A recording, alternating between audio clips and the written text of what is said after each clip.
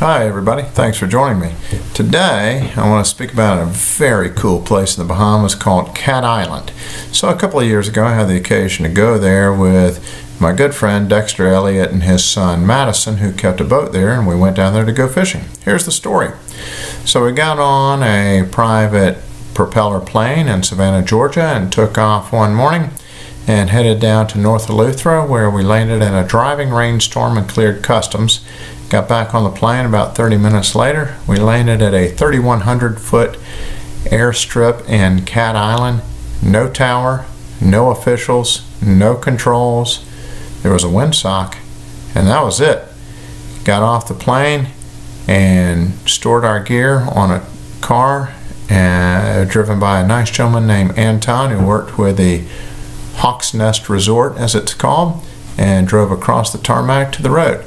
Kind of a curious thing. There's a stop sign as the road crosses the tarmac landing strip, and there's a sign that says watch out for planes.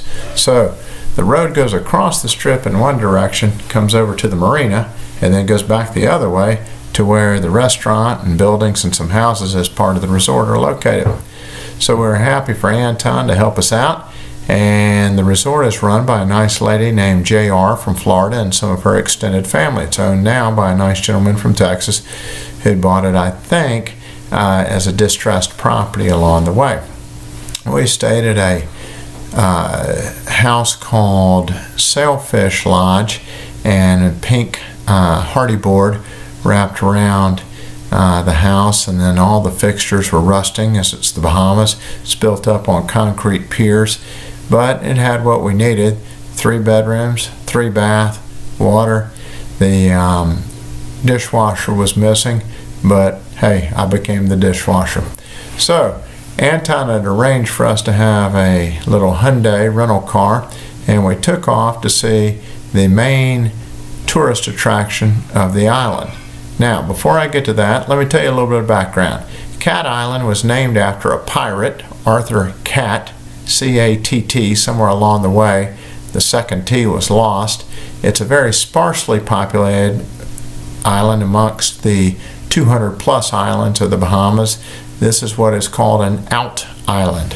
So it's a little bit remote from Nassau, Port Lucaya, Freeport, etc. So it has about 10 people per square mile. It's maybe about 158 square miles on the island.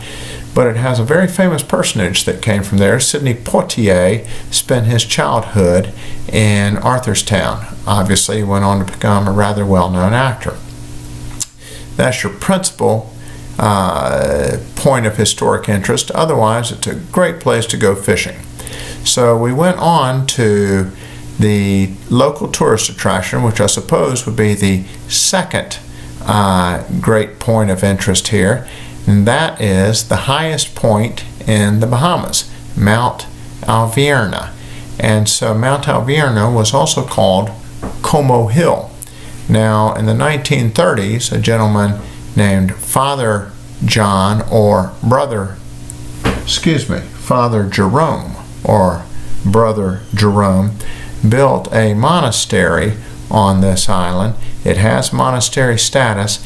The man, by hand in the 1930s, cut steps going up this limestone hill, dug a well by which he would mix mortar to bond together blocks of limestone, with which he built a baptistry, a cloister, some domed structures, and all of this was a little church with an area in which 1, maybe 2 monks could live, and baptisms could take place. Along the way, he built the Stations of the Cross going up the hill. He carved them into various limestone rock and set them up. Please refer to the photographs on Instagram and Facebook so that you can get a better visual than I can describe.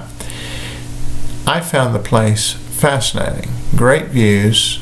Really was a spiritual experience, considering the sacrifice that this monk made. It took him years to do this. Now, up in the area of the monastery, there is a Templar cross, Knights Templar cross, which is characterized by 8 points, so it's a cross as such, and then on each end of the cross it curves out up to a point, hence the 8 points. That is carved into a limestone wall, and then there's a giant block of marble with a Jerusalem cross. Now, a Jerusalem cross has a cross, and then in the 4 quadrants is a smaller cross.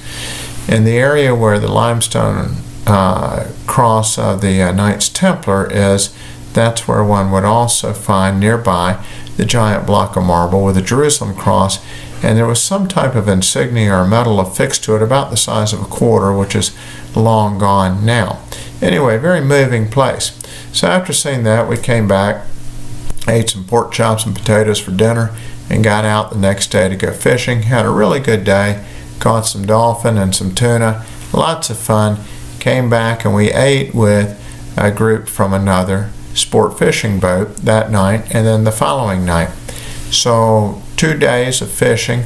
We had gone offshore trolling one day. The next day we did a little deep bottom dropping and caught lots of snapper at about 605, 680 feet deep, etc.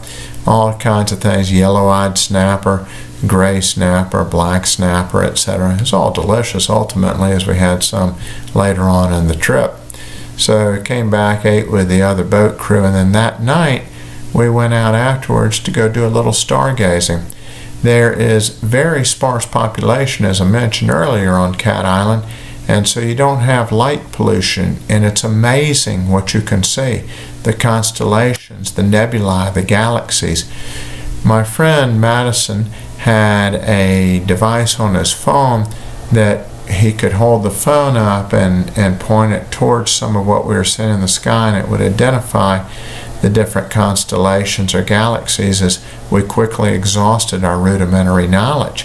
So the most striking to me was a Carney nebulae, which typically you see just in the winter months in the northern hemisphere, and we were kind of further south towards the equator, so maybe that's why we were able to see it in the late spring.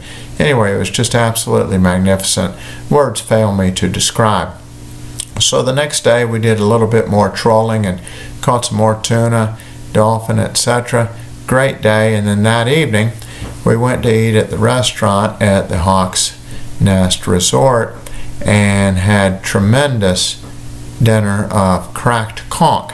This would give me a good opportunity to describe a common foodstuff in the Bahamas. Conch is eaten frequently. 2 principal means of preparation. One is as conch salad, where it's more like a ceviche type thing, where the conch is cut up and it's placed with lots of citrus juices and then peppers, onions, etc. Quite delicious. I like it rather well. Every time I go to the Bahamas, I avail myself of the opportunity to try some. And then cracked conch, which is lightly fried and most tasty as well. Either way, I'm going to eat it and gobble it down. You should as well. So eventually all things come to an end and we had to go to bed. The next day we were flying out. So we got up and I was able to bicycle around and go swimming in a secluded cove before our plane came at noon, and we flew back to North Eleuthera. Now when you're passing through the North Eleuthera airport, which I've commented before in some of my podcasts, you should avail yourself of provisions at the liquor store about 100 yards away. Very nice people. So passing back through, I stopped in, got a case of Sands beer to bring back to the States, and I've got some great photographs of a nice gentleman named Lloyd Higgs who put it on a hand truck or dolly and rolled it 100 yards down to put on our aircraft. Walked right out to the tarmac and did so. I tipped him $2. Well worth it, I would say. So great trip, and back to the States we came. I'd like to make a couple of comments about this very rustic and remote outpost in the Bahamas. Fabulous for fishing. Now, the marina is square, and you're like, how did this happen? Well, it was dug out back in the 60s and early 70s. There's a lot of rumors. Some say that it was some type of drug money that was involved there, and that's why the airstrip was put in. But it's a totally legit operation now, principally for recreation and fishing. Now, The nice thing about the way the marina is laid out is that the ingress and egress is very smooth. There's not a lot of current because there's an exit channel that's on an angle passing through limestone shelves and mangroves. So there's not a lot of current to jiggle your boat around, and in the marina you don't have to worry about docking with the prevailing current. It's pretty smooth in there.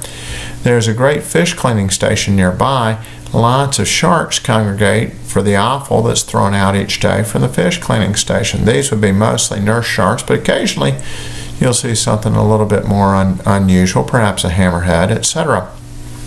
So the other type of shark that one encounters in that area is the white-tipped shark, which when you're out fishing, you got to reel in the tuna quickly. I almost lost one to a white-tipped shark one day. Another day, I definitely lost one to one of the white-tipped sharks. They grow rather large, and there's some oceanographic research people that go down there to dive and check out the habits of these white-tipped sharks.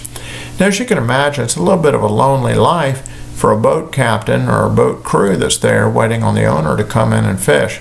So one of the boat captains explained to me they'd set up a rudimentary golf course. They play that from time to time, and they swap lots of tails. They ride bicycles, and then there's about 100 dilapidated basketballs laying around various places. So I'm going to recommend this as a great place to go. Good fishing, good swimming, nice beaches, and beautiful stargazing, and good food. Now, granted, it's a bit off the beaten track, so recognize that you better take your provisions with you and be ready to get off the grid and relax. I hope that you enjoyed this presentation. I hope you'll go to Cat Island. Have a great day.